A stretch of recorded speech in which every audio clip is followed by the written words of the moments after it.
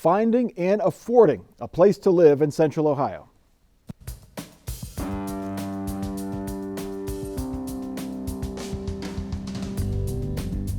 This is a special edition, Columbus on the Record. A couple of times a year, we take a step back and look more in depth at an issue.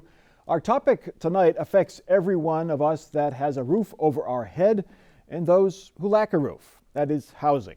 Whether you live in a single family house, a condo, or an apartment, whether you live downtown or in the suburbs or out in the country, the housing market is changing. Home buyers often find themselves in bidding wars, paying significantly more than list price. Rents are rising as apartment buildings sprout all over the area. Here in Central Ohio, sale prices are up about 15% over last year. Rents are up about 8%.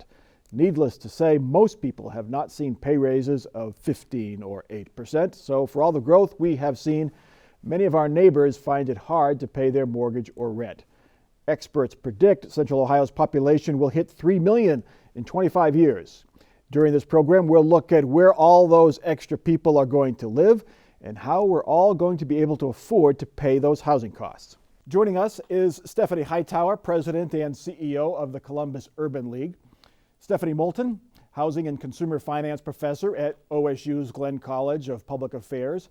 And Robert Vogt, a real estate analyst at Vogt Strategic Insights. Welcome to you all. Rob, we'll start with you. Give us a sort of a snapshot picture of where the housing market is right now. I guess we could start with single family homes. What's the situation right now in Central Ohio? Well, I think, Mike, probably the easiest way to describe it is a supply and demand issue right now, that we've got a greater demand than we have supply for not only rental housing, but also for single family housing as well. And that's frankly the easiest way to describe the overall situation in Central Ohio and frankly across the entire country, is that we simply don't have the supply to meet the demand. And it has certainly been a challenge, I think, for anyone who's been out looking for housing, that it's not readily available. It's not available at the price one would like to pay. It's not in the location that one wants to live. It's not close to your employment. So we've got a tremendous number of challenges to try to figure out how we're going to meet the demand of housing that we simply aren't meeting right now. Why is the supply so short? I mean, when I moved to Columbus 20 years ago, there were houses going up everywhere. We don't see that as much anymore. Is that the reason? There's just not as much building going on? Well, in a simple answer, yeah, that's very true. I think the challenge that we've got is that all the other problems that we had when we couldn't even get toilet paper, that we have a building supply issue, that we don't have enough building supplies to build the houses that we'd like to build. But it goes beyond just being able to build a house. I mean, we have the whole regulatory issue affecting housing, where it costs a lot of money to get land rezoned, to get the utilities placed to it.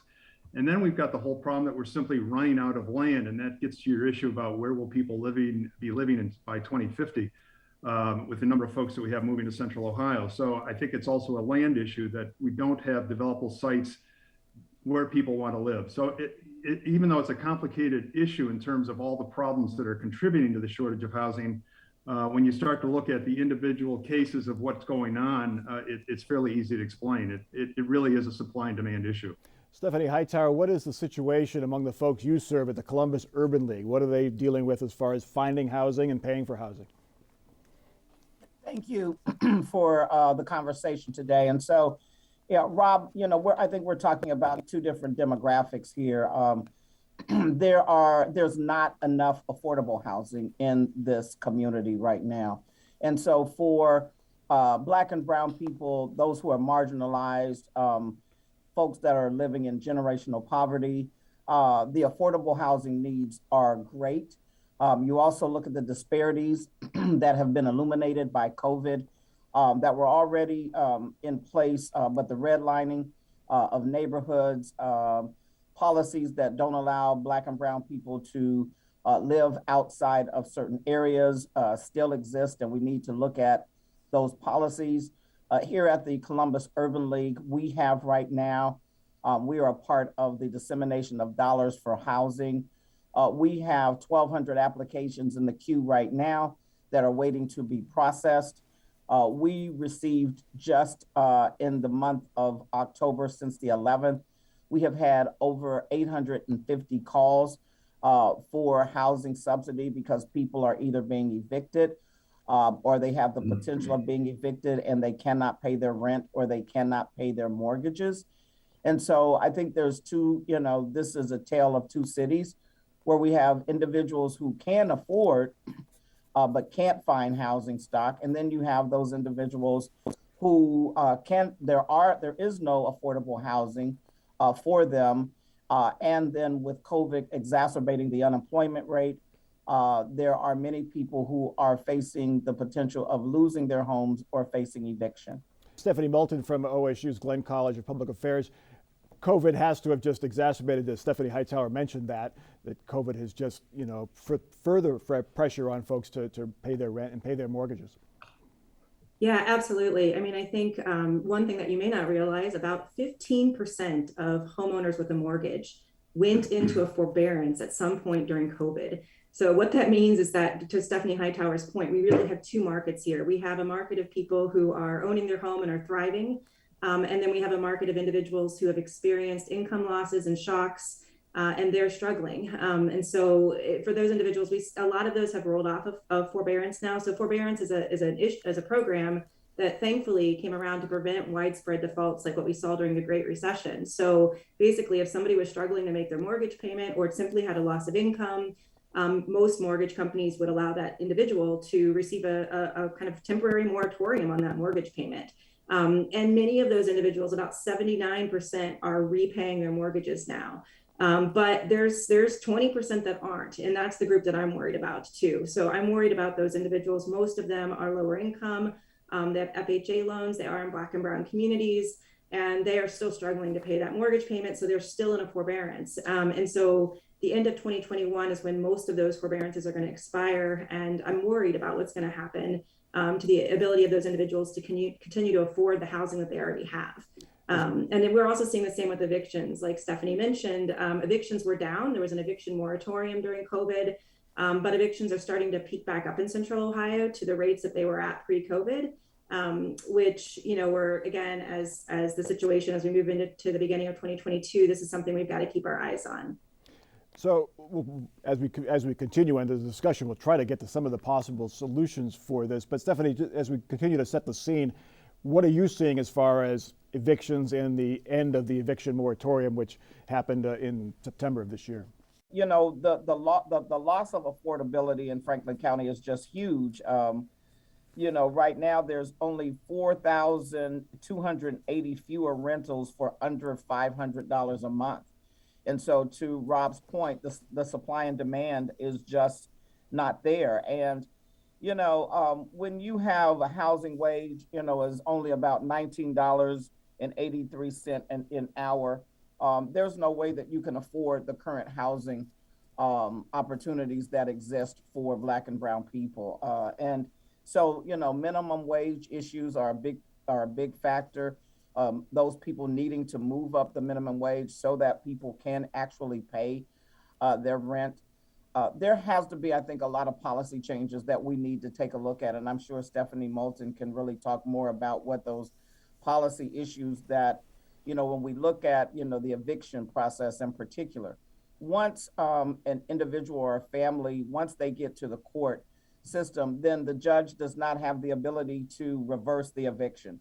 And so it automatically goes through. And so when you start looking at the number of people who are on the docket for evictions, then where do those people go? And they're probably either going to be going to the homeless shelter, or they're going to start couch surfing or going to live with relatives. And so we don't have a mechanism right now to really track where are these people going after evictions. And I think that's really an important data point that we need to really start looking at in Columbus and Franklin County. Where are these people going after they are evicted? Getting into the supply of rental units, Rob Vogt, you drive around Central Ohio and you see apartment buildings springing up almost everywhere. What is going on there? Is there that much demand for rental units these days? There is a demand for that, Mike, and developers have recognized that because of the number of folks that we have moving to Central Ohio for the employment opportunities, a lot of 1-person and 2-person households. They have seen the strength for the downtown housing market up until COVID, which created a whole sort of different set of problems. But We have seen a tremendous demand for multifamily rental housing in Central Ohio. The problem is that it's not being developed at the lowest end where we have the greatest need. Now, in theory, supposedly we create enough new housing units at higher prices that people kind of move up and pay those higher rents. But the problem is, as we've been discussing, is the fact is that we're not having high enough wages to allow people to afford those. So again, if I get back to my earlier comments about supply and demand, we have demand at all levels of housing right now, from the greatest, obviously, the very low, but at the very high end, the high end apartments that we see going up, we've seen people occupying those, and that's greater incentives for developers to continue to target that market and build more apartments. So we've not seen a slowdown in the demand for rental housing, and it's exasperating the problem throughout the entire rental housing spectrum. And because of such tremendous housing demand, some of the landlords that Stephanie was talking about earlier, there's no incentive for them to not keep renters, because they've got 3 people lined up behind them that need that housing. So, that's, I think, the biggest challenge we have in terms of what we're going to do to get housing for these lowest income houses, because right now there's no incentive for a landlord really to keep somebody who's not paying their rent. But we are seeing demand across all spectrum of rental housing, and that's really not an issue, and it's not creating the kind of vacancies we'd like to see, at least at the lower end. Stephanie Hightower, what do you think when you see these apartment buildings going up? I mean, in varying stages of sort of luxury apartment buildings and the income levels. We don't see as many in the lower income neighborhoods in the city. And what can be done to encourage developers, in your mind, what can be done to encourage developers to build in the lower income areas and to make those apartments affordable? Well, I think there has to be tax incentives for those developers. At the end of the day, this is not a handout, and they are business people, and there's an expectation that if they are going to put their resources in there, then they need to make money, and I get it.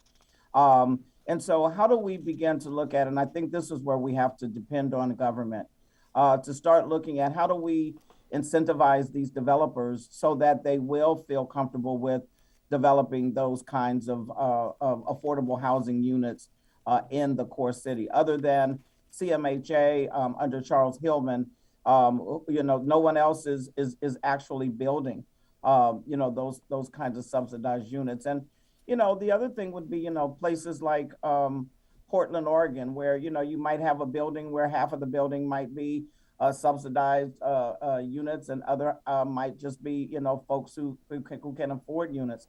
I think we have to start looking at those kind of innovative ideas when we are looking at that downtown housing, or to be able to say, okay, if you're going to put this up over here, can you put something else up over there, or, across the street or on another side? Because we know that housing continues to skyrocket.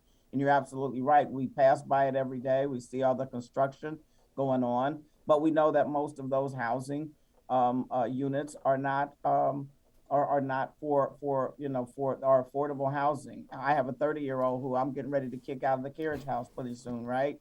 And he's already complaining about, Mom, I can't afford it. He's making decent money, but even he's looking for, okay, maybe I need to find a roommate. So even our young people, you see more and more of our young professionals who are moving back home with their parents, trying to save money, because in my son's instance, it's more affordable for him to go buy a home at this point than to pay those skyrocketing rates. And so, one of the things that we talk about here at the Urban League is when we do have people who come to the table through our home buyer education class, or if they're here to go through our wealth building option for programming, what we're talking to them is about home ownership. That's what they need to be looking at this point. Because by the time you're paying $2,500, $3,000 a month for rent, you could have gone and gotten a lower rate, interest rate for a home than to be paying those kinds of prices. Yeah, we'll get to that transition in just a moment. Rob, I want to ask you, Rob Vogt, first on the whole developers, encouraging developers, incentivizing developers to build lower income apartments, lower rent apartments. What do you make of what Stephanie Hightower is saying there? Are developers out there willing to do that, to invest in apartments? Can they invest in those apartments financially and make a go of it What's the solution there? The short answer is no. There's no great incentives in order to do what you're asking about, Mike. I mean, we will probably talk about the low-income housing tax credit program. Probably is the only federal program that's out there that really creates a true incentive to develop housing for low and moderate income households. And it's vastly underfunded. There's a lot of discussion to expand the tax credit program that would increase the amount of affordable housing. But beyond that, there really aren't a lot of programs out there. The city of Columbus right now offers some tax abatements. What happened when we came out of the Great Recession 10 years ago, nobody, including myself, had any idea that we would have this kind of demand for all types of housing. And if we had put some programs in place when we came out of that recession, we might have been able to at least nip a part of the problem in the bud, but it hasn't really happened. So there's really not, unfortunately, there's not a lot of easy solutions to create an incentive for a developer to build low-income housing. He has too many costs. They have too many costs associated with it in order to build that kind of housing and make a profit at it. Stephanie Moulton, get into that transition from renting to owning, or maybe even just, as Stephanie Hightower said, skipping over the renting thing. The problem is there's not a whole lot of starter homes being built anymore that I can see. You see the new developments, they're all $500,000, $600,000 homes. You don't see the starter homes that you used to see being built in Hilliard and Grove City or on the east side. Is that what's going on now? There's not enough starter homes to get folks into home ownership? It's a mix. I mean, so actually, I think, historically, Columbus and Central Ohio, it has been more affordable to buy than it has been to rent. And in fact, still in like Licking County, it's actually still more affordable in Licking County, just right next to Franklin, to buy a home than to rent. In Franklin County, it's about equal now, but there are neighborhoods where it still is, as Stephanie Hightower mentioned, it's still more affordable to buy than it is to rent. The challenge is similar to what we've been talking about with rental housing. So new construction of single family housing is it's going to cost you $300,000 to $400,000 to have a new construction, new build. Most families can't afford $300,000 to $400,000. The average purchase price right now is $260,000, but we're talking about families that maybe need a home that's $150,000. And so, there the economic models that there's this filtering process where as somebody is going to move up, maybe they own a house that's worth $150,000, they buy the $350,000 new home, and now that $150,000 comes onto the market. The challenge is house values are rising across the board, and we're not seeing that filtering happen at a level that you might need to have it happen in order to really provide for the demand that we have among home buyers. Rob Vogt, what is your opinion on tax abatements? The city of Columbus, all communities have done it, but city of Columbus was pretty aggressive there for a while, offering tax abatements to get housing downtown, get housing in certain areas of the city. They faced criticism for keeping those tax abatements in place in places like the Short North that really didn't need them anymore. Has the tax abatement system that we've employed here in the city of Columbus, has it worked, and is it time to totally redo it? It has worked. I think it's worked very well to stimulate housing that may not have been built in those locations previously, Mike. It's done a good job. I think that the city has recognized that there are areas that it isn't quite working as well, and they are refining that process in order to encourage more housing into areas that truly need it. Certainly the Short North is a location that doesn't need any tax incentives anymore to build the housing that the private market has emerged to the point where that housing can be supported without the tax abatements. I think initially it did a pretty good job. I think we probably missed an opportunity early on after the recession that we might have approached that a little bit differently, because I think the market was already there without the tax incentives. So I think the city recognizes that, and I think that they are refining the process to help encourage multifamily housing with tax abatements in places that really deserve it, that really need it. Stephanie Hightower, I'm guessing you would like to see those tax abatements go to areas where you really do need more housing, more affordable housing, and not to the downtown area anymore. Absolutely. Because, one of the things that you will find if you go into a lot of our urban neighborhoods, there is a lot of land there that is readily available for building. There is also, as we see, and I live on the Near East Side, there's a lot of gentrification going on, and a lot of this housing being refurbished. But again, it's not low income housing. And so if you're going to have people that are going to be coming over into the urban neighborhoods and buying up a lot of these properties, then I think there should be those tax incentives that would then give those people the ability to be able then to rent to low to moderate income people. Rob Vogt, what's the situation out in the exurbs or even in the rural areas of Central Ohio? What's the housing situation there? Are the costs going up as quickly there as they are in the city? Is the supply enough out in those areas? Mike, it is the same problems that we're seeing within the urban core. And I think one of the challenges that we have here in Central Ohio is that if you look inside 270, there really aren't a lot of developable sites that are, or greenfield sites as we call them, that are ready to go, whether it's affordable single family housing or affordable apartments or even market rate for that matter. We simply don't have a lot of those sites left anymore. And so when you go beyond 270 and you start looking at places like Dublin and Powell and Westerville and New Albany and Gahanna, these places have some real strict regulations against building greater density housing. And so the next step is you have to go even further out in order to find the kind of locations that you could actually put the, more affordable single family housing on. So it's becoming more complex in Central Ohio as we run out of these developable sites within the urban core areas, and that we have to go further and further out.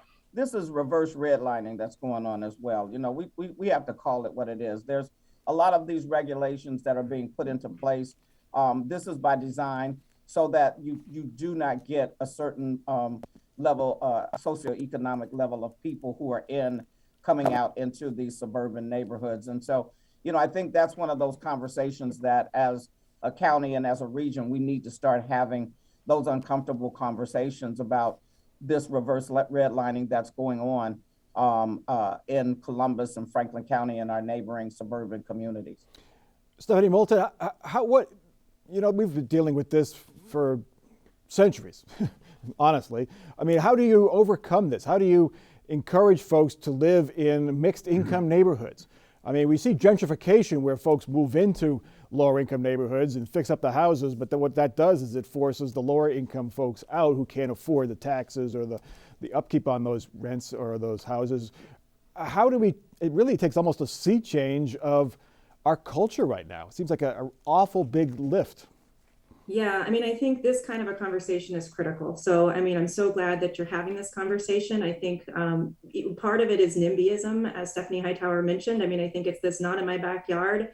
There's a lack of understanding of, maybe folks are doing great right now. Their house values are going up and they're feeling this is an amazing time. And in many ways it is. Our housing market is wonderful here in Columbus for many people. But if we don't kind of pay attention to what's happening on the other side, then we get kind of lulled into this false sense that everything's fine. We don't need to worry about housing here in Central Ohio. My housing's great. So having these conversations, I think, is essential in order to get the political will to do something. So a lot of these things are going to require political will. And political will comes about through people. And it comes about through people understanding that there's actually a need for change. Rob Vogt, how does a real estate developer sell that to potential home buyers, apartment renters in some of these suburbs you mentioned, Dublin, New Albany, Upper Arlington? How do they, Mike, how do they sell this plan? In my opinion, I think the elected officials get it. I think they understand how important it is to have diverse communities and offer a variety of housing. I mean, even if we look beyond the black and brown issues of this discrimination in some of these suburban areas, there are families in these locations that have young people who can't afford the houses that exist in these areas. So there's an incentive to create housing not only for all people, but specifically the folks that live in their backyard. And I think, as I said, I think the elected officials get it. They understand how important it is, but trying to get the constituents, the folks who live out in these communities, to accept a multifamily apartment building next to them that might have 20% affordable units, not in my backyard. And I think that is going to be the real challenge when we come to have realistic discussions. Elected officials get it. It's the folks that live in these communities who don't want that housing in their community. All right, as the younger folks now are more amenable to this type of arrangement. With they welcome diversity, it seems, more than the older generations do. Could this happen as that generation, the millennials, the folks who follow them, move into the sort of upper income rental units, single family homes, and that could change it just with time? Are you optimistic there? I am. I very much so. That I think they are seeking out communities that offer greater diversity. Even though it's probably not the best illustration, Bridge Park is an example of creating higher density housing in a suburban location, and they have found that has worked very well. Now the big problem with that one is there's no affordable housing at Bridge Park, but the point of the matter is that I think millennials and Gen Z in particular is a group that is looking forward to seeing a variety of housing, a variety of different uses within that community, rather than the typical, 4 units to the acres suburban tract housing that was so prevalent during the 1980s and 1990s that was developed. That's our special Columbus on the Record for this week. This is part of our dialogue series WOSU does with OSU's Glenn College of Public Affairs. We will have more dialogue events coming soon. For updates on those and for other news, please visit our website, WOSU.org.